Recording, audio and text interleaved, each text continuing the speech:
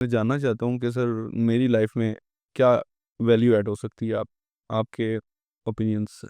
देखो किसी भी लाइफ में जो when you talk about adding a value, तो वैल्यूज़ डिफरेंट माशरों में डिफरेंट वैल्यूज़ है ना। मतलब अगर आप वेस्ट को देखोगे तो उनकी जो रिचुअल वैल्यूज़ हैं या उनकी जो सोशल वैल्यूज़ हैं वो डिफरेंट देन सही। हमारे यहाँ जैसे ईस्ट में होता है। तो you started with the question कि जी क्या वैल्यू ऐड हो सकती है। एग्जैक्टली। ठीक है, तो the question you brought in वो इस तरफ इंडिकेशन कर रहा है कि फर्स्ट बिहेवियर जो आपके अंदर मौजूद है वो आपका वो बिहेवियर है जो ये कह रहा है कि हाँ मेरे अंदर कुछ कमी है और कुछ वैल्यू ऐड हो सकती।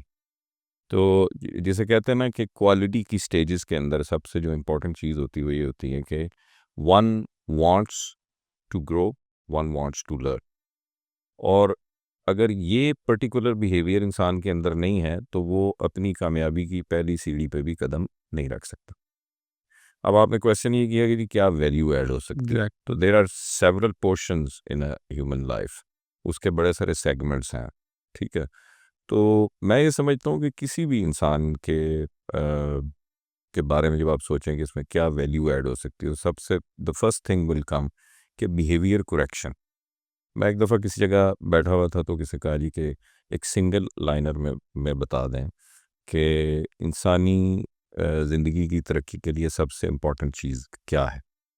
तो मैं क्या वो सिंगल लाइनर नहीं सिंगल वर्ड में भी बताया जा सकता है, that is behaviour.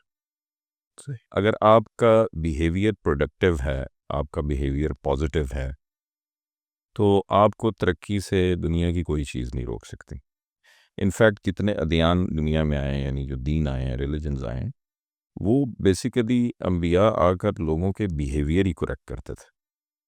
Behaviour towards कि जी आप अपनी सोसाइटी के हवाले से आपका बिहेवियर क्या है। सोसाइटी के अंदर बहुत सारे सेगमेंट्स हैं, नेबर्स के साथ क्या करना है, बच्चों के साथ क्या करना है, औरत के साथ क्या करना है, हुक्मरान के साथ क्या करना है, हुक्मरान का बिहेवियर टुवर्ड्स रियाया क्या होना चाहिए।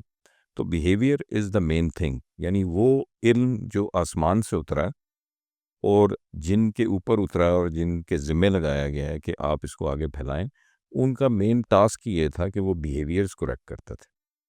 तो द सही। फर्स्ट थिंग फर्स्ट कि जी किसी भी शख्स में आपने वैल्यू ऐड करनी है उसके नॉलेज में, उसकी पर्सनालिटी में, the first thing you will pick up is कि आप उसके बिहेवियर की करेक्शन के ऊपर काम करेंगे। तो वो फिर हाँ, तो जो आपकी कंपनी होती जाती है, जिसे आप कहते हैं ना सोबत इख्तियार करना, तो उसमें टाइम गुजारते हैं तो जो जिस बंदे ने रीड करना होता है, ऑब्ज़र्व करना होता है कि कहाँ-कहाँ बिहेवियर करेक्शन पॉसिबल है। तो I would say in one line के अगर आप ये आइडेंटिफाई कर सकते हैं कि इस शख्स के अंदर बिहेवियर में कहाँ-कहाँ करेक्शन पॉसिबल है, all you need to do is कि आप वो करें, कि आप उसकी बिहेवियर करेक्शन शुरू करें। तो उससे उसका थॉट प्रोसेस क्लीन हो जाएगा, उसका पर्सपेक्टिव, उसका लेंस वाइड हो जाएगा ये देखने के लिए कि वो जो ऑब्ज़र्व करेगा उसमें पॉजिटिविटी को ऑब्ज़र्व करेगा, तो उससे विज़डम आना शुरू हो जाएगी। यानी एक्चुअल मकसद ये नहीं होता कि थ्रू आउट आपने एक बंदे को 10 साल 12 साल जो है वो स्पूनिंग करनी, उसको कैपेबल करना है कि उसका थॉट प्रोसेस खुद पॉजिटिव हो जाए और उसका लेंस वाइड हो जाए और वो करेक्ट डिसीजंस और करेक्ट बिहेवियर्स खुद से अडॉप्ट करना शुरू करें।